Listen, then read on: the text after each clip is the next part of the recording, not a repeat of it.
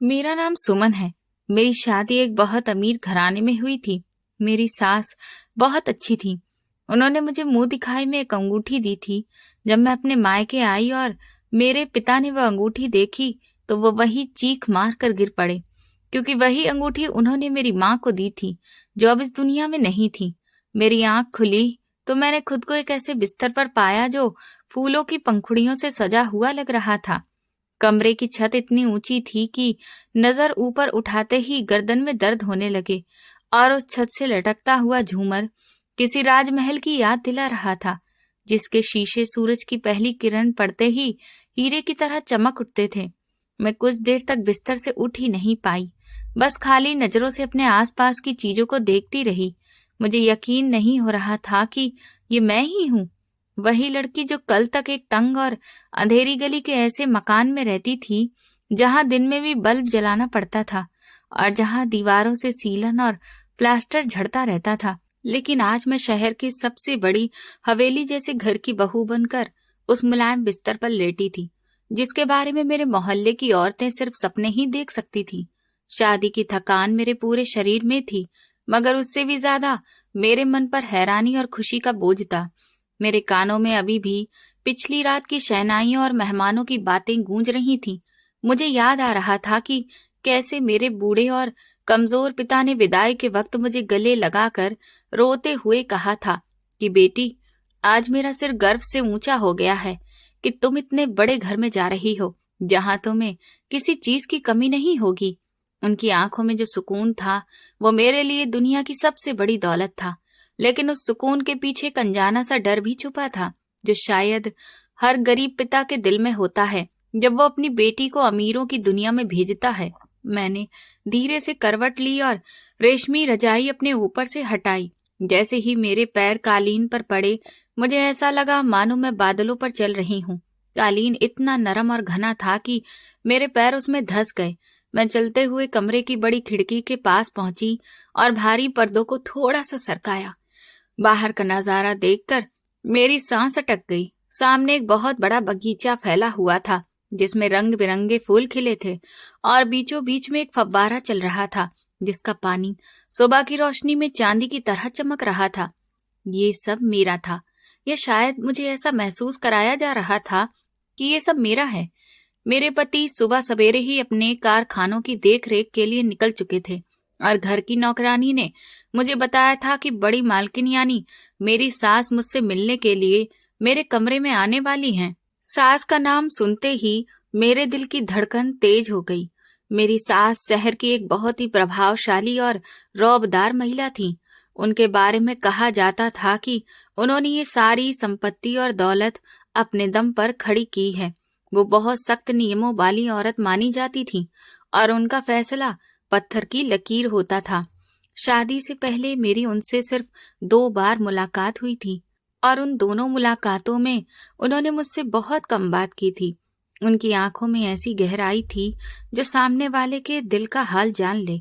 मुझे डर लग रहा था कि कहीं मैं उनके मानकों पर खरी ना उतर सकूं, या मुझसे कोई ऐसी गलती ना हो जाए जो उनकी नाराजगी की वजह बन जाए। मैं जल्दी जल्दी तैयार होने लगी। मैंने वही कीमती साड़ी पहनी जो मेरी सास ने खुद मेरे लिए पसंद की थी, और आईने के सामने बैठकर खुद को संवारने लगी। आईने में दिखने वाला चेहरा मुझे अपना नहीं लग रहा था, बल्कि किसी राजकुमारी के जैसा लग रहा था। गहनों से सजी वो लड़की मैं ही थी, लेकिन मेरी आंखों में अभी भी वही सादगी और संकोच था जो मेरे बीते जीवन का हिस्सा रहा था। मैं अभी खुद को देख ही रही थी कि दरवाजे पर हल्की सी दस्तक हुई और फिर आदर के साथ दरवाजा खोला गया। मेरी सास कमरे में दाखिल हुई। उन्हें देखकर मैं हैरान रह गई। इस उम्र में भी वो बेहद सुंदर और प्रभावशाली थी। उनके सफेद बालों में चांदी जैसी चमक थी और चेहरे पर झुर्रियां जरूर थीं, लेकिन वह झुर्रियां उनके अनुभव और मेहनत की कहानी कह रही थी। उन्होंने हल्के रंग की रेशमी साड़ी पहन रखी थी और गले में मोतियों की माला थी, जो उनकी शख्सियत को और भी गरिमामय बना रही थी। मैं सम्मान में तुरंत खड़ी हो गई और नजरें झुका ली। वो मेरे पास आई और स्नेह से मेरे सिर पर हाथ फेरा। उनका स्पर्श बिल्कुल माँ जैसा था, जिसने मेरे मन का डर काफी हद तक कम कर दिया। उन्होंने मुझे बैठने का इशारा किया और खुद मेरे सामने सोफे पर बैठ गईं।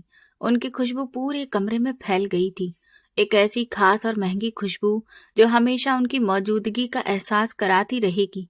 उन्होंने मुस्कुराकर मेरी तरफ देखा और कहा कि तुम बहुत सुंदर लग रही हो और मुझे खुशी है कि तुम मेरे घर की रौनक बनी हो। उनकी आवाज में ऐसा ठहराव और सुकून था कि मेरा दिल उसे सुनकर शांत हो गया। वो मुझसे बातें करने लगी और बताने लगी कि कैसे उन्होंने अपनी जवानी में बहुत मेहनत की थी। वो कह रही थी कि बेटी, ये दौलत और ये आराम ऐसे ही नहीं मिल जाता। इसके पीछे मेरी रातों की नींद और दिन का सुकून तबाह हुआ है। मैंने एक एक पैसा जोड़कर ये घर बनाया है और मुझे गर्व है कि मैंने कभी किसी का हक नहीं छीना और हमेशा ईमानदारी से काम किया। मैं उनकी बातें बहुत ध्यान से सुन रही थी और मन ही मन उनकी इज्जत कर रही थी कि इतनी अमीर होने के बावजूद वो कितनी विनम्र थीं। उन्होंने मुझे बताया कि वो मुझे अपनी बेटियों से भी बढ़कर मानेंगी और बदले में वो मुझसे सिर्फ इतना चाहती हैं कि मैं घर के प्रति वफादार रहूं और उसकी इज्जत बनाकर रखूं। उनकी बातों में माँ जैसी ममता की मिठास थी, लेकिन साथ ही एक ऐसा संकेत भी था जो मुझे ये समझा रहा था कि उस घर के कुछ नियम हैं जिन्हें तोड़ने की इजाजत किसी को नहीं है। इसके बाद उन्होंने अपने पास रखा हुआ एक छोटा सा मखमली डिब्बा उठाया। वो गहरे लाल रंग का बहुत ही खूबसूरत डिब्बा था जिस पर सुनहरे धागों से बारीक कढ़ाई की गई थी। उन्होंने वो डिब्बा मेरी ओर बढ़ाते हुए कहा कि ये तुम्हारी मुंह दिखाई का तोहफा है। ये मेरे लिए सिर्फ एक गहना नहीं है, बल्कि मेरी जिंदगी का बहुत अहम हिस्सा है। मैं चाहती हूँ कि तुम इसे स्वीकार करो और हमेशा अपने पास संभाल कर रखो। मैंने कांपते हाथों से वो डिब्बा थाम लिया। मुझे साफ महसूस हो रहा था कि उसके अंदर कोई बहुत खास चीज है। मेरे दिल की धड़कन तेज हो गई थी और पूरे कमरे में एक अजीब सी खामोशी फैल गई थी। मैंने धीरे धीरे डिब्बे का ढक्कन खोला। अंदर मखमल के बीच एक अंगूठी रखी थी, जिसे देखते ही मेरी आंखें खुली की खुली रह गई। वो अंगूठी इतनी अलग और राजसी थी कि मैंने आज तक ऐसी अंगूठी ना किसी दुकान में देखी थी और ना ही किसी पत्रिका में। उसके बीच में एक बड़ा सा हीरा जड़ा हुआ था, जिसका रंग गाढ़े लाल खून जैसा था और उसके चारों ओर छोटे छोटे हीरे इस तरह जड़े थे जैसे चांद के चारों ओर तारे। उसका सोना आम पीले सोने जैसा नहीं था, बल्कि उसमें एक पुरानी हल्की लालिमा लिए चमक थी, जैसे सदियों पुराने गहनों में होती है। उस पर की गई नक्काशी इतनी बारीक और सुंदर थी कि आंखें ठहर सी जाएं। उसे देखकर साफ लगता था कि ये किसी साधारण कारीगर का काम नहीं है, बल्कि इसे बनाने में महीनों या शायद सालों लगे होंगे। इस अंगूठी से एक रहस्यमय आकर्षण निकल रहा था जो मुझे अपनी ओर खींच रहा था। मैंने उस डिब्बे से निकालकर अपने हथेली पर उसे रख लिया। उसका वजन मेरी उम्मीद से कहीं ज्यादा था और उसका स्पर्श बर्फ की तरह ठंडा था। मैं उसे पलट पलट कर देखने लगी और सोचने लगी कि यह अंगूठी कब और कहाँ बनी होगी और किन किन हाथों से गुजरते हुए आज मेरे पास पहुंची है। मेरी सास चुपचाप मेरे चेहरे के भाव देख रही थी और उनके होठों पर एक रहस्यमयी सी मुस्कान थी। मैंने अंगूठी को उंगली में पहनने से पहले एक बार फिर ध्यान से देखा तो अपने आप मेरे दिल से निकल गया कि ये अंगूठी कितनी पुरानी और कीमती लग रही है। मेरी सास ने जैसे ही वो अंगूठी मेरी उंगली में पहनाई, मेरे पूरे शरीर में एक अजीब सी सिहरन दौड़ गई। मुझे ऐसा लगा मानो उस अंगूठी के पत्थर में कोई ऐसी छिपी हुई ताकत है जो मेरे खून के बहाव तक को अपने बस में कर रही हो। उनके जाने के बाद मैं काफी देर तक अपने हाथ को देखती रही। वो अंगूठी मेरी मेहंदी लगी उंगलियों पर बहुत सुंदर लग रही थी, लेकिन उसकी चमक में एक ऐसी अनजानी सी बात थी जो बार बार मुझे ये महसूस करा रही थी कि ये चीज मेरी दुनिया की नहीं है। मैं अभी इन्हीं ख्यालों में डूबी हुई थी कि तभी बाहर से नौकरानी आकर बोली कि गाड़ी तैयार है और मुझे मायके ले जाने के लिए इंतजार किया जा रहा है। ये सुनते ही मेरे दिल में खुशी की एक लहर दौड़ गई, क्योंकि शादी के बाद ये पहला मौका था जब मैं अपने घर वालों से मिलने जा रही थी, और खासकर अपने बूढ़े पिता से, जिनकी बीमारी और कमजोरी की चिंता मुझे हर वक्त लगी रहती थी। मैंने जल्दी से अपनी साड़ी संभाली और कमरे से बाहर आ गई। बरामदे से गुजरते हुए मुझे अपने कदमों की आवाज तक सुनाई नहीं दे रही थी, क्योंकि फर्श पर बिछे कालीन बहुत ही मोटे थे। सीढ़ियां उतरते हुए मेरी नजर दीवारों पर लगी बड़ी बड़ी तस्वीरों पर पड़ी, जो शायद मेरे ससुराल के बुजुर्गों की थी। उनकी आंखें मुझे ऐसे घूरती हुई महसूस हुई जैसे वे मुझसे पूछ रही हो कि क्या तुम इस घर और इस अंगूठी के काबिल हो। मैंने नजरें झुका ली और जल्दी जल्दी नीचे उतर आई। नीचे हॉल में मेरी सास किसी से फोन पर बात कर रही थी। मुझे देखते ही उन्होंने फोन रख दिया और मुस्कुराते हुए मेरे पास आ गई। उन्होंने मेरे माथे पर प्यार से हाथ रखा और एक बार फिर मेरी उंगली में पहनी उस अंगूठी को देखा। उनकी आंखों में एक अजीब सा सुकून था, जैसे कोई बहुत पुराना बोझ उनके सिर से उतर गया हो। उन्होंने मुझे हिदायत दी कि मैं अपना ध्यान रखूं और जल्दी लौट आऊं।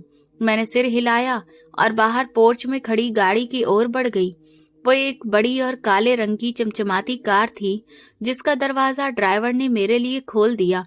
मैं गाड़ी में बैठी तो अंदर का माहौल बाहर की गर्मी से बिल्कुल अलग था। अंदर ठंडक थी और एक हल्की सी खुशबू फैली हुई थी। जैसे ही गाड़ी गेट से बाहर निकली, मैंने मुड़कर उस आलीशान हवेली को देखा जहां मैं अब बहू बनकर आई थी। ऊंची दीवारें और बड़ा सा गेट जैसे मुझे अलविदा कह रहे थे। गाड़ी सड़क पर आई और रफ्तार पकड़ते ही मैंने सिर सीट से टिका दिया और आंखें बंद कर ली। मेरे मन में हजारों बातें चल रही थीं।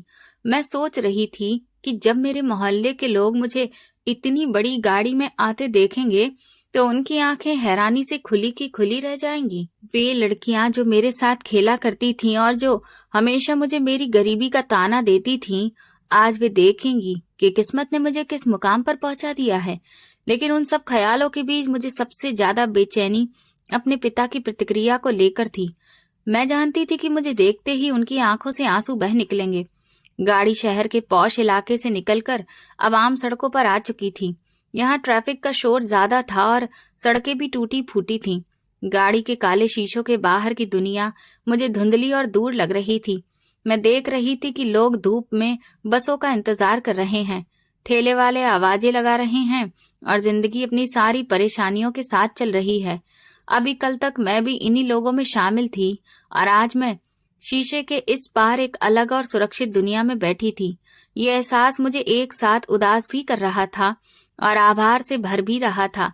मैं बार बार अपनी उंगली में पहनी उस अंगूठी को छू कर देखती जिसकी वजह से मुझे अपनी सास का प्यार और भरोसा मिला था। धीरे धीरे इमारतें छोटी होती गईं और गलियां सकरी होती चली गईं। अब हम शहर के उस हिस्से में आ चुके थे जहां गरीबी बसती थी, जहां दीवारों का रंग उड़ चुका था और जगह जगह कूड़े के ढेर लगे थे। रास्ता इतना खराब था कि गाड़ी की रफ्तार अपने आप कम हो गई और झटके अंदर तक महसूस हो रहे थे। ड्राइवर बहुत सावधानी से गाड़ी चला रहा था ताकि गाड़ी को कोई नुकसान न पहुंचे। बाहर गली में खेलते बच्चे गाड़ी को देखकर शोर मचाने लगे और उसके पीछे दौड़ने लगे। उन बच्चों में मुझे अपना बचपन नजर आया। हम भी कभी अमीरों की गाड़ियों के पीछे ऐसे ही दौड़ा करते थे और सोचते थे कि इनमें बैठने वाले लोग शायद किसी और ही दुनिया के होते हैं। आज मैं खुद उसी गाड़ी में बैठी थी, लेकिन मैं जानती थी कि मैं कोई रानी नहीं बल्कि वही साधारण इंसान हूँ। जब गाड़ी मेरे मोहल्ले की गली में दाखिल हुई तो वहां अचानक सन्नाटा छा गया। सड़क किनारे बैठे लोग खड़े हो गए और दुकानों से लोग बाहर निकलकर देखने लगे कि ये कौन आया है। लोगों की नजरों से मुझे घबराहट होने लगी, लेकिन फिर मुझे याद आया कि अब मैं अकेली नहीं हूँ बल्कि एक बड़े घराने की बहू हूँ। मैंने खुद को संभाला और चेहरे पर हल्की सी मुस्कान लाने की कोशिश की। गाड़ी मेरे घर के टूटे फूटे लकड़ी के दरवाजे के सामने आकर रुक गई। वो दरवाजा सालों से रंग रोगन का इंतजार कर रहा था और उसकी दरारें और भी गहरी हो चुकी थीं। ड्राइवर ने उतरकर मेरे लिए दरवाजा खोला। जैसे ही मैं गाड़ी से बाहर निकली, मेरे नाक में वही जानी पहचानी गंध भर गई जो इस मोहल्ले की मिट्टी और नालियों से आती थी। मगर आज वो गंध मुझे बुरी नहीं लगी, बल्कि उसने मुझे अपनापन महसूस कराया। मेरे जूते कच्ची जमीन पर टिक गए और मैंने अपने घर की ओर देखा। घर का आंगन सूना पड़ा था और बरामदे में बिछी चारपाई पर मेरे पिता लेटे हुए थे। उनकी खांसी की आवाज बाहर तक आ रही थी जो मेरे दिल को चीर रही थी। मैंने अपनी साड़ी ठीक की और दरवाजे से अंदर कदम रखा। मेरे पैरों की आहट सुनकर पिताजी ने सिर उठाया। उनकी आंखें अब कमजोर हो चुकी थीं और शायद उन्हें भरोसा ही नहीं हो रहा था कि मैं सामने खड़ी हूँ। मैंने ऊंची आवाज में कहा, बाबूजी, मैं हूँ आपकी बेटी। ये सुनते ही वो जल्दी से उठने की कोशिश करने लगे। लेकिन कमजोरी के कारण लड़खड़ा गए। मैं दौड़कर उनके पास पहुंची और उन्हें संभाल लिया। वो मुझसे लिपटकर रोने लगे। उनके आंसू मेरे कंधों को भिगो रहे थे और उनका कमजोर शरीर कांप रहा था। मैं भी अपने आंसू नहीं रोक पाई और हम दोनों बाप बेटी काफी देर तक बिना कुछ कहे रोते रहे। ये आंसू खुशी के भी थे और बिछड़ने के दर्द के भी। काफी देर बाद हम अलग हुए और उन्होंने मुझे सिर से पांव तक देखा। मेरी कीमती साड़ी, मेरे गहने और मेरे चेहरे की चमक देखकर वो बार बार खुश होते रहे। उन्होंने मेरे माथे को चूमा और मुझे अपने पास चारपाई पर बैठा लिया। मैंने महसूस किया कि उनका बुखार अब भी तेज था और उनका चेहरा पीला पड़ा हुआ था। मैंने उनकी तबीयत पूछी तो उन्होंने मुस्कुराकर कहा कि तुम्हें देख लिया है, अब सब ठीक हो जाएगा। तुम बताओ, तुम कैसी हो? तुम्हारे ससुराल वाले कैसे हैं? क्या वे तुम्हारा ध्यान रखते हैं? मैंने उत्साह से उन्हें बताना शुरू किया कि बाबूजी, आप चिंता मत कीजिए, मैं बहुत खुश हूँ। मेरी सास बहुत अच्छी है, वे मुझे अपनी बेटियों की तरह रखती हैं। घर में नौकर चाकर हैं, खाने पीने की कोई कमी नहीं है और मेरे पति भी मेरा बहुत ध्यान रखते हैं। पिता मेरी बातें सुनते रहे और उनके चेहरे पर सुकून बढ़ता चला गया। मैंने उन्हें ये भी बताया कि मेरी सास कितने बड़े दिल वाली हैं और उन्होंने मुझे मुंह दिखाए में बहुत कुछ दिया है।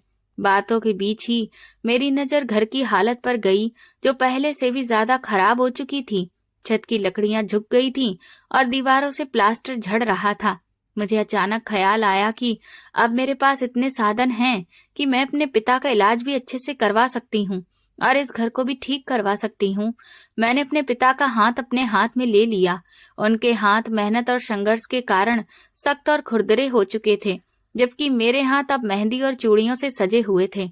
मैंने उनसे कहा, बाबूजी, अब आपको काम करने की कोई जरूरत नहीं है। मैं अपने पति से बात करूंगी, वे आपका सारा खर्च उठाएंगे और आपका इलाज भी किसी अच्छे बड़े डॉक्टर से करवाएंगे।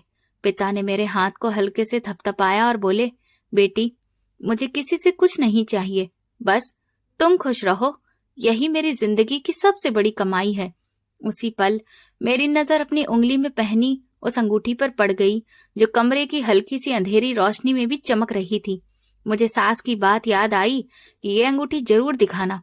मैंने सोचा कि बाबूजी को ये अंगूठी दिखाऊंगी तो वो और भी खुश होंगे कि उनकी बेटी को इतना कीमती तोहफा मिला है। मैंने बड़े गर्व से अपना हाथ उनके सामने बढ़ाया और कहा, बाबूजी, देखिए, मेरी सास ने मुझे ये अंगूठी दी है। ये बहुत पुरानी और बहुत कीमती है। वे कह रही थी कि ये उनके परिवार की निशानी है।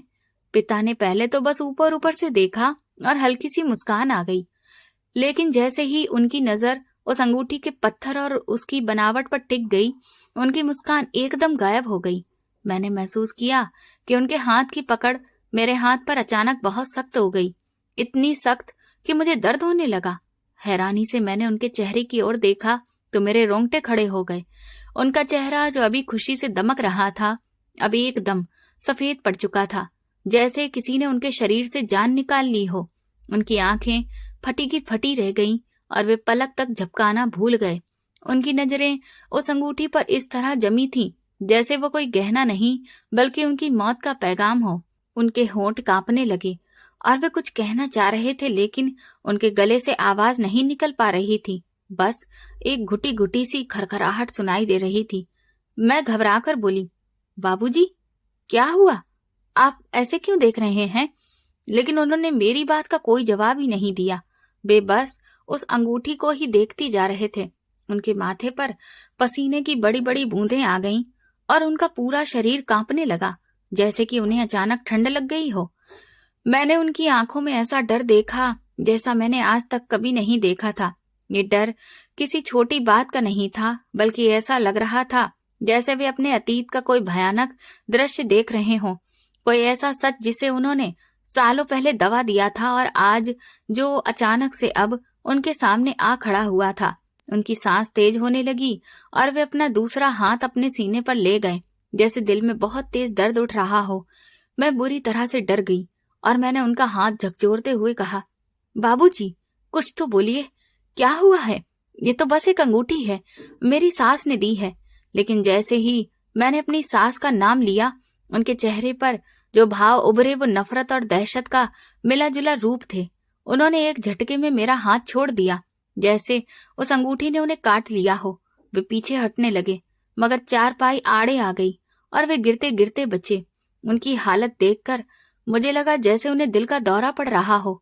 मैं मदद के लिए चिल्लाने ही वाली थी कि उन्होंने कांपती हुई आवाज में कुछ कहने की कोशिश की। उनकी आवाज टूटी हुई और बहुत धीमी थी, लेकिन उसमें जो दर्द और हैरानी थी उसे बयां करना मुश्किल था। वे बार बार कांपती उंगली से उस अंगूठी की तरफ इशारा कर रहे थे और उनका मुंह अधखुला रह गया था। मैं समझ ही नहीं पा रही थी कि आखिर इस अंगूठी में ऐसा क्या है जिसने मेरे पिता को इस हाल में पहुंचा दिया। क्या ये अंगूठी खराब है या इसके पीछे कोई ऐसी कहानी छिपी है जिसके बारे में मैं कुछ नहीं जानती। कमरे का माहौल भारी हो गया था और दीवारों की खामोशी अब डराने लगी थी। बाहर गली का शोर पूरी तरह से थम चुका था और मुझे सिर्फ अपने पिता की तेज चलती सांसें और अपने दिल की धड़कन सुनाई दे रही थी। मुझे अपनी सास का वही मुस्कुराता हुआ चेहरा याद आया जब उन्होंने मुझे ये अंगूठी दी थी। क्या वे जानती थीं कि इस अंगूठी का मेरे पिता से कोई गहरा रिश्ता है या ये सिर्फ एक संयोग था? लेकिन मेरे पिता की हालत साफ बता रही थी कि ये कोई मामूली संयोग नहीं है। यह अंगूठी सिर्फ सोना और हीरा नहीं थी, बल्कि ये एक ऐसा रहस्य थी जो मेरे पिता के दिल में बरसों से दबा पड़ा था और आज मेरे हाथ में आकर बाहर आने के लिए तड़प रहा था। पिता ने फिर मेरी तरफ देखा। उनकी आंखों में आंसू थे, लेकिन वे खुशी के नहीं थे, बल्कि बेबसी और पछतावे के थे। उन्होंने बड़ी मुश्किल से अपने कांपते होंठ हिलाए और एक ऐसा शब्द कहा जिसे मैं ठीक से समझ नहीं पाई। उसी पल उनकी आंखें छत की ओर पलट गईं और उनका शरीर ढीला पड़ गया। वे चारपाई पर लुढ़क गए और उनके गले से एक तेज चीख निकली जिसने घर की दीवारों तक को हिला दिया। ये चीख दर्द की नहीं थी, बल्कि उस गहरे सदमे की थी जो उस अंगूठी ने उन्हें दिया था। मैं वहीं सन्न खड़ी रह गई। मेरे हाथ की जिस उंगली में अंगूठी थी वो अब मुझे जलती हुई महसूस हो रही थी। मैं घबराकर आगे बढ़ी और अपने पिता को झकझोरने लगी, मगर वो पूरी तरह होश में नहीं थे। उनकी नजरें अभी भी मेरे हाथ पर टिकी हुई थीं, जैसे वे आखिरी सांस तक उस अंगूठी को अपनी आंखों से ओझल नहीं होने देना चाहते हों। ये दृश्य इतना डरावना था कि मेरे मुंह से खुद ब खुद चीख निकल गई और उसी पल मुझे समझ आ गया कि मेरी शादी और ये अंगूठी कोई साधारण बात नहीं है, बल्कि किसी बड़े तूफान की शुरुआत है। मेरे पिता की वो चीख मेरे अस्तित्व की नींव तक हिला गई थी। मैंने अपनी जिंदगी में कभी उन्हें इस तरह टूटते हुए नहीं देखा था। वे जमीन पर गिरे पड़े थे और उनका शरीर मछली की तरह तड़प रहा था। मैं बदहवास होकर उनके सीने को सहलाने लगी और बार बार पुकारती रही, बाबूजी आंखें खोलिए, बाबूजी मुझे डराइए मत। मगर उनकी आंखों की पुतलियां ऊपर चढ़ चुकी थीं और उनके मुंह से झाग निकल रहा था। मुझे कुछ समझ नहीं आ रहा था कि हंसता खेलता इंसान अचानक इस हालत में कैसे पहुंच गया।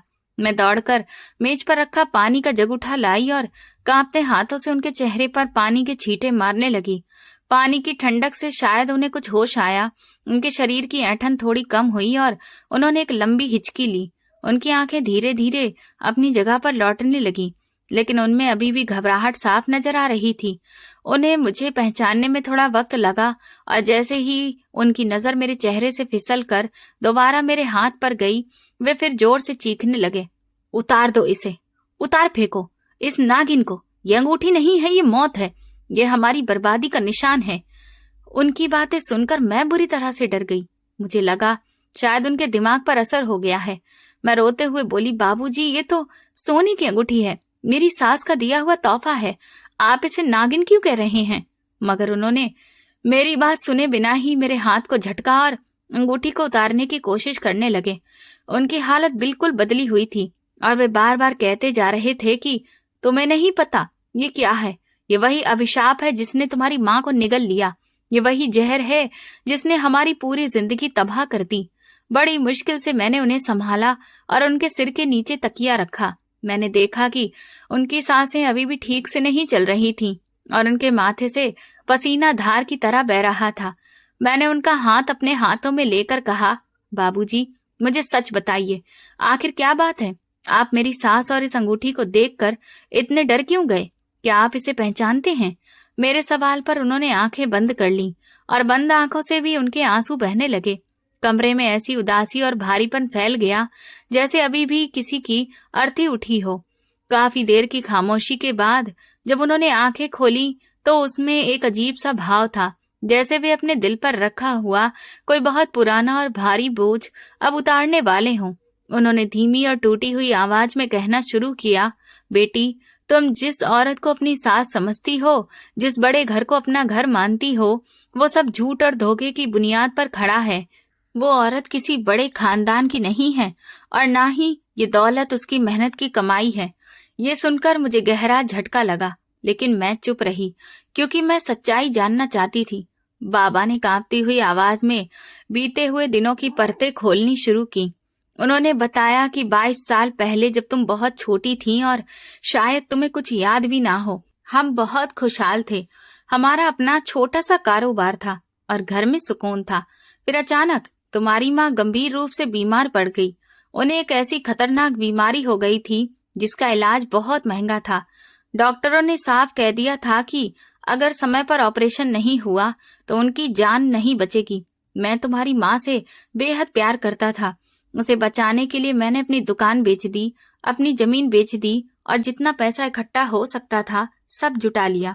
तुम्हारी माँ के पास मायके से लाए हुए कुछ बहुत ही कीमती गहने थे जिन्हें उन्होंने संभाल कर रखा था। उन्हीं गहनों में सबसे कीमती ये अंगूठी थी जो आज तुम्हारी उंगली में है।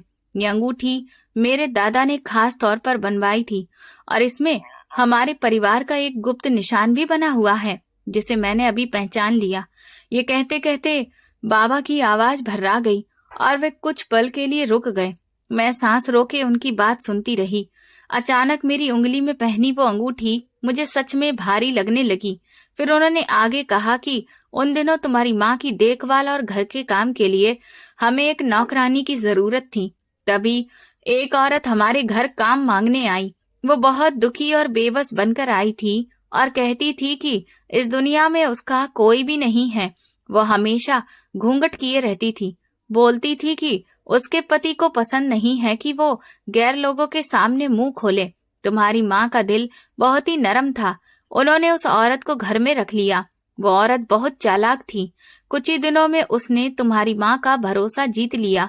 वो हर समय तुम्हारी माँ के आसपास ही रहती, उनके पैर दबाती, समय पर दवाइयाँ देती। मैं भी निश्चिंत हो गया था कि मेरी गैर हाजिरी में कोई तो है जो मेरी बीमार पत्नी का ख्याल रख रहा है। हमने उसे अपने घर का ही सदस्य मान लिया।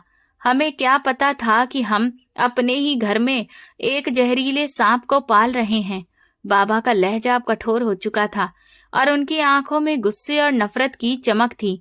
उन्होंने बताया कि ऑपरेशन की तारीख तय हो चुकी थी। इलाज के सारे पैसे और तुम्हारी माँ के सारे गहने मैंने एक बड़े से बक्से में रखकर अलमारी में बंद कर दिए थे ताकि सुबह होते ही अस्पताल जाकर फीस जमा कर सकें। उस रात बाहर तेज तूफान था और मूसलाधार बारिश हो रही थी। मैं दिन भर की दौड़ भाग से बहुत थक गया था, इसलिए गहरी नींद आ गई। तुम्हारी माँ भी दवाइयों के असर से सो रही थी। रात के किसी पहर मुझे कुछ आहट सी महसूस हुई, लेकिन मैंने सोचा शायद हवा की वजह से खिड़की खुली होगी। सुबह जब मेरी आंख खुली तो घर में अजीब सा सन्नाटा था। मैंने देखा कि अलमारी का दरवाजा खुला हुआ है और वो बक्सा गायब है। मेरे पैरों तले से जमीन खिसक गई। मैंने पागलों की तरह उस नौकरानी को आवाज दी, लेकिन वो घर में कहीं भी नहीं थी। मैं बाहर गली में भागा, लेकिन बारिश ने सारे निशान मिटा दिए थे। वो औरत हमारे इलाज के सारे पैसे और सारे गहने लेकर रात के अंधेरे में भाग चुकी थी। उन गहनों में ये अंगूठी भी थी जो तुम्हारी माँ को सबसे प्यारी निशानी थी। ये कहते कहते बाबा रो पड़े और उन्हें हिचकियां आने लगी। मैं पत्थर की तरह जमीन पर बैठी रही। मेरे दिमाग में अपनी सास का चेहरा घूम रहा था। उनकी सीधी सादी छवि, उनका रुतबा और उनकी दौलत का असर, सब कुछ मेरी आंखों के सामने धुंधला पड़ने लगा था। खुद को संभालते हुए बाबा बोले कि मैं पुलिस के पास गया। हर जगह उस औरत को ढूंढा, लेकिन वो ऐसे गायब हो गई जैसे जमीन में समा गई हो। उधर अस्पताल में डॉक्टरों ने बिना पैसे इलाज करने से मना कर दिया। तुम्हारी माँ दर्द से तड़पती रही और मैं बेबस होकर बस उसे देखता रहा। मेरे पास उसे बचाने के साधन थे, लेकिन सब चोरी हो चुके थे। वो औरत सिर्फ पैसे ही नहीं ले गई थी, बल्कि तुम्हारी माँ की जिंदगी भी साथ में ले गई थी। 2 दिन बाद तुम्हारी माँ मेरी आंखों के सामने तड़प तड़प कर दम तोड़ गई। जाते जाते बस वो यही कहती रही कि मेरे गहने मेरी बेटी के लिए संभाल कर रखना, लेकिन मैं उन्हें क्या बताता कि वो गहने तो वो औरत उड़ा ले गई है। तुम्हारी माँ के जाने के बाद मैं पूरी तरह से टूट गया। कारोबार खत्म हो गया, घर बिक गया और मैं तुम्हें लेकर इस टूटे फूटे मकान में आ गया जहां हम आज बैठे हैं।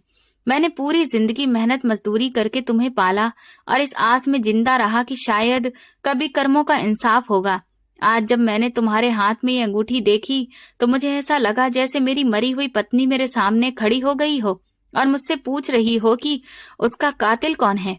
बाबा ने मेरा हाथ पकड़कर अंगूठी के अंदर की तरफ इशारा किया और कहा, ध्यान से देखो, इसके अंदर एक छोटा सा निशान बना होगा, फूल की पत्तियों जैसा। मैंने अंगूठी उतार कर रोशनी में देखा तो मेरे रोंगटे खड़े हो गए। वहां सच में एक बहुत बारीक और हल्का सा निशान था जो आम नजर से दिखाई नहीं देता। मेरे मुंह से अपने आप चीख निकल गई, बाबा, ये तो वही है, ये वही निशान है। बाबा ने कड़वे लहजे में कहा, हाँ, ये वही है। और वो औरत जिसे तुम अपनी सास समझती हो, वही नौकरानी है जिसने तुम्हारी माँ को मारा था। उसी ने हमारी दौलत से ये बड़ा घर खड़ा किया है, हमारे पैसों से कारोबार शुरू किया और आज शहर की इज्जतदार महिला बनी घूमती है। वही तुम्हारी माँ की और मेरी खुशियों की कातिल है। और देखो, किस्मत का खेल देखो, उसने अपने बेटे की शादी उसी लड़की से कर दी जिसकी माँ को उसने मरने के लिए छोड़ दिया था। और वही अंगूठी जो उसने बरसों पहले चोरी की थी, आज बड़े गर्व से तुम्हें मुंह दिखाई में दे दी, ये कहकर कि ये उसकी मेहनत की कमाई की निशानी है। वो औरत इतनी बड़ी झूठी और चालाक है कि उसने तुम्हें ये अंगूठी पहनाकर तुम्हें अपनी बहू नहीं बनाया, बल्कि तुम्हारे गले में गुलामी की जंजीर डाल दी। वो चाहती है कि जैसे उसने तुम्हारी माँ की जान ली, वैसे ही धीरे धीरे तुम्हारी जिंदगी पर भी कब्जा कर ले। मेरे सिर में तेज दर्द होने लगा और कमरा घूमता हुआ सा लगने लगा। मुझे भरोसा ही नहीं हो रहा था कि जिस औरत के पैर छूकर मैं आई हूँ, जिसे मैंने माँ का दर्जा दिया, वो असल में एक चोर और कातिल है। उसकी वे बातें कि उसने सब कुछ मेहनत से कमाया है, अब मेरे कानों में पिघले हुए शीशे की तरह उतर रही थी। उसका वो बनावटी प्यार, उसकी मीठी बातें, सब एक दिखावा था। मुझे लगा जैसे मैं किसी दलदल में फंसती जा रही हूँ। गुस्से और नफरत में मैंने वो अंगूठी जमीन पर फेंक दी। वो छन्न की आवाज के साथ गिरी और लुढ़कते हुए दीवार से जा टकराई। बाबा बोले, बेटी, इस अंगूठी को वापस उठा लो, ये हमारी धरोहर है और इस बात का सबूत है कि वो औरत गुनहगार है। अब तुम उस घर में वापस नहीं जाओगी। वो घर तुम्हारा नहीं बल्कि तुम्हारे दुश्मनों का है। लेकिन तभी मेरे मन में ख्याल आया कि अब तो मैं उस घर की बहू हूँ, मेरा पति, मेरा संसार सब वही है। मैं क्या करूं? मैं अजीब दुविधा में फंस गई थी। एक तरफ मेरा बूढ़ा पिता और मेरी माँ की मौत का सच था, दूसरी तरफ मेरा पति और मेरा नया रिश्ता। मगर सच्चाई इतनी डरावनी थी कि उसे नकारा नहीं जा सकता था। जिस औरत को मैंने महान माना था, वो असल में एक ऐसी औरत थी जिसने मेरी माँ की सांसें छीन ली थीं। बाबा अब थोड़ा संभल चुके थे, लेकिन मेरी हालत बिगड़ती जा रही थी। मन कर रहा था कि अभी जाकर उस औरत के मुंह पर यह अंगूठी मार दूं और सबको बता दूं कि वो चोर है। लेकिन मैं जानती थी कि अमीरों की दुनिया में गरीबों की आवाज आसानी से दबा दी जाती है। फिर भी आज किस्मत ने मुझे एक मौका दिया था।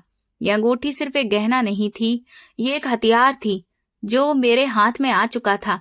अब मुझे तय करना था कि मैं इस हथियार से अपने अतीत का बदला लूंगी या चुपचाप उस जुल्म के आगे सिर झुका दूंगी। मेरे बाबा ने मुझे गले लगा लिया और हम दोनों उसी टूटे फूटे मकान में बैठकर अपनी किस्मत पर रोते रहे। लेकिन अब उन आंसुओं में सिर्फ बेबसी नहीं थी, बल्कि बदले की एक चिंगारी भी थी जो उस अंगूठी की चमक से कहीं ज्यादा तेज थी। सारा सच सामने आ चुका था, पर्दा उठ चुका था। वो आदर्श सास दरअसल एक फरार नौकरानी और कातिल थी। जमीन पर पड़ी वो अंगूठी अब मेरे लिए सिर्फ सोने का टुकड़ा नहीं थी, बल्कि वो मेरे पिता की बर्बाद जिंदगी और मेरी माँ की अकाल मौत का हिसाब मांग रही थी। मैंने झुककर उस अंगूठी को उठाया तो मेरे अंदर की कमजोर लड़की खत्म हो गई और उसकी जगह एक ऐसी बेटी ने जन्म लिया जो अपने माता पिता के गुनहगार को उसके किए की सजा दिलाने के लिए तैयार थी। मैंने बाबा के आंसू पोंछे, उनका हाथ थामा और कहा, बाबा, अब रोने का वक्त नहीं है। अब उस औरत से अपनी एक एक चीज का हिसाब लेने का वक्त है। बाबा पहले हिचकिचाए, क्योंकि वे जानते थे कि अमीरों के खिलाफ खड़ा होना आसान नहीं होता, लेकिन मेरी आंखों में दृढ़ निश्चय देखकर उनमें भी हिम्मत आ गई। फिर हम उसी गाड़ी में बैठ गए जो मुझे छोड़ने आई थी। ड्राइवर हैरान था कि मैं इतनी जल्दी वापस क्यों जा रही हूँ, मगर मैंने सख्त लहजे में उसे गाड़ी वापस मोड़ने को कहा। पूरे रास्ते में चुप रही, बस अपनी मुट्ठी में दबी उस अंगूठी को महसूस करती रही, जो अब मुझे एक गहने से ज्यादा अपनी ताकत लग रही थी। जब हम उस बड़े और शानदार मकान के गेट पर पहुंचे तो वहां खड़े पहरेदारों ने हमें रोकने की कोशिश की, मगर मैंने उन्हें अनदेखा करते हुए गाड़ी अंदर ले जाने का इशारा किया। हम सीधे ड्राइंग रूम में पहुंचे, जहां मेरी सास आराम से बैठी चाय पी रही थी। हमें अचानक वापस देखकर उनके चेहरे पर नाराजगी और हैरानी साफ दिखने लगी। वो अपनी जगह से उठी और कड़क आवाज में बोली कि तुम इतनी जल्दी क्यों लौट आई हो, और तुम्हारे साथ ये गरीब सा आदमी कौन है? उनके शब्दों में खुली बेइज्जती थी, मगर आज उनका रौब मुझ पर असर नहीं कर रहा था। मैंने आगे बढ़कर वो अंगूठी उनकी मेज पर जोर से रख दी और कहा कि मैं यहाँ आपकी बहू बनकर नहीं, बल्कि उस औरत की बेटी बनकर आई हूँ जिसके गहने चुराकर और जिसे मौत के मुंह में धकेल कर आपने ये आलीशान मकान खड़ा किया है। मेरी बात सुनते ही उनका रंग उड़ गया, मगर अपनी पुरानी चालाकी दिखाते हुए वो चिल्लाने लगी कि तुम्हारा दिमाग खराब हो गया है, तुम मुझ पर झूठे आरोप लगा रही हो। अभी मैं अपने बेटे को बुलाकर तुम्हें घर से निकलवा देती हूँ। उसी शोर की आवाज सुनकर मेरा पति, जो घर पर ही था, दौड़ता हुआ कमरे में आ गया। उसे देखते ही सास ने रोना शुरू कर दिया और बोली कि देखो बेटा, ये लड़की अपने अनपढ़ बाप को लेकर आई है और मुझ पर चोरी का आरोप लगा रही है। मेरा पति घबराकर मेरी तरफ देखने लगा।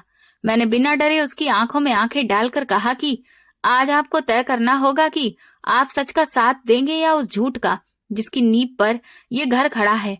मैंने अंगूठी उठाकर रोशनी में की और उसके अंदर बना वो पुराना पारिवारिक निशान दिखाते हुए कहा कि ये अंगूठी मेरी नानी की है और ये निशान मेरे पिता के परिवार की पहचान है। अगर ये आपकी माँ की खानदानी अंगूठी है तो इस पर ये निशान कैसे है? मेरा पति चौंक गया। उसने अंगूठी मेरे हाथ से लेकर ध्यान से उस निशान को देखा, फिर उसने अपने पिता की पुरानी तस्वीरों की ओर नजर डाली और उसके बाद सवालिया नजरों से अपनी माँ को देखने लगा। मेरी सास का चेहरा पसीने से भीग चुका था और उनके होंठ कांप रहे थे। तभी मेरे पिता आगे बढ़े और बोले, बेटा, ये औरत कोई बड़े घर की नहीं है। 25 साल पहले ये मेरे घर में नौकरानी थी और मेरी पत्नी के ऑपरेशन के पैसे और गहने चुराकर भाग गई थी। उसी वजह से मेरी पत्नी की जान चली गई। मेरे पिता ने एक एक कर उन पुराने सबूतों और घटनाओं का जिक्र किया जो उस औरत के अतीत से जुड़े थे। ये सुनते ही सास बौखला गई और चीखते हुए उन्हें चुप कराने की कोशिश करने लगी, मगर अब सच्चाई का सैलाब रुकने वाला नहीं था। मेरे पति ने अपनी माँ के चेहरे पर साफ लिखी हुई चोरी और डर को पढ़ लिया था। वो अपनी माँ के पास गया और उसकी आंखों में आंखें डालकर बोला, माँ, सच बताइए, क्या ये सब सही है? क्या ये दौलत और ये बड़ा सा घर सब चोरी के पैसों से बना है? सास ने बेटे का कंधा पकड़कर उसे समझाने की कोशिश की कि ये सब झूठ है, मगर उनकी आवाज कांप रही थी और उस अंगूठी के अंदर बने निशान का उनके पास कोई जवाब नहीं था। आखिरकार उनका धैर्य टूट गया और वो जमीन पर बैठकर रोने लगी और सच कबूल कर लिया कि हाँ, मुझसे बहुत बड़ी गलती हो गई थी। गरीबी से परेशान होकर मैंने वे गहने उठा लिए थे, मगर मैंने ये सब तुम्हारे अच्छे भविष्य के लिए किया था, ताकि तुम सुख की जिंदगी जी सको। ये सुनते ही मेरे पति ने नफरत से उनका हाथ झटक दिया और पीछे हट गया। उसने कहा कि आपने मेरी परवरिश चोरी के पैसों से की और एक बेगुनाह औरत की जान लेकर मुझे इस ऐशो आराम में पाला। ऐसी दौलत और ऐसे जीवन पर मुझे शर्म आती है। मुझे ऐसे बेटे कहलाने से बेहतर लगता है कि मैं गरीब बनकर ईमानदारी से जी लूं। उसने उसी वक्त घर की चाबियां और जमीन जायदाद के कागजात लाकर मेरे पिता के पैरों में रख दिए और बोला, बाबा, मुझे माफ कर दीजिए। मैंने अनजाने में मैं इस पाप का हिस्सा बना रहा। ये सब आपका है। मेरी माँ ने जो कुछ भी बनाया वो आपकी मेहनत और आपकी चीजों से बना था। मेरे पिता की आंखों से आंसू बह निकले और उन्होंने उसे उठाकर सीने से लगा लिया। मेरी सास, जो अपने घमंड में खुद को महान समझती थी, अब जमीन पर पड़ी गिड़गिड़ा रही थी, मगर अब किसी के दिल में उसके लिए दया नहीं बची थी। मेरे पति ने खुद पुलिस को बुलाने का फैसला किया, क्योंकि वो जानता था कि अपराध की सजा मिलनी ही चाहिए, चाहे अपराधी उसकी माँ ही क्यों न हो। पुलिस आई और उस बड़े घर की मालकिन को हथकड़ी लगाकर ले गई। उसका सारा घमंड मिट्टी में मिल गया और जिस दौलत पर उसे नाज था वो उसके किसी भी काम नहीं आई। कानून ने फैसला सुनाया कि सारी जायदाद और पैसा मेरे पिता का है, क्योंकि वो सब चोरी के धन से बनाया गया था। हमने वो बड़ा घर बेच दिया, क्योंकि उसकी नींव में मेरी माँ का खून और दर्द छुपा था, और उस पैसों से मेरे पिता ने एक बड़ा अस्पताल बनवाया, जहाँ गरीब लोगों का मुफ्त इलाज होता है, ताकि जो पीड़ा मेरी माँ ने सही वो किसी और को ना सहनी पड़े। मेरे पति ने अपनी मेहनत से नई जिंदगी शुरू की और हमने सादगी और सच्चाई के साथ एक नया संसार बसाया। इस पूरी घटना ने हमें और इस कहानी को पढ़ने वालों को ये सीख दी कि अन्याय और पाप पर खड़ी इमारत चाहे कितनी भी ऊंची क्यों ना हो, एक दिन जरूर गिरती है। वो अंगूठी जो कभी चोरी और गुनाह की पहचान थी, आज हमारे लिए न्याय और सच्चाई की निशानी बन गई। और मेरी सास का अंजाम इस बात की मिसाल बन गया कि दूसरों का हक छीनने वाले कभी भी सुख और सम्मान से नहीं पा सकते हैं। ये कहानी पूरी तरह से काल्पनिक है। किसी भी व्यक्ति, घटना या संस्था से इसका कोई संबंध नहीं है। किसी भी समानता को केवल संयोग समझा जाए। तो दोस्तों, अगर आपको आज की कहानी पसंद आई हो तो वीडियो को लाइक जरूर कीजिए, अपने दोस्तों के साथ शेयर कीजिए, और अगर आपने अभी तक हमारा चैनल सब्सक्राइब नहीं किया है तो जरूर कर लीजिए। मिलते हैं कल एक नई और दिल को छू लेने वाली कहानी के साथ। धन्यवाद।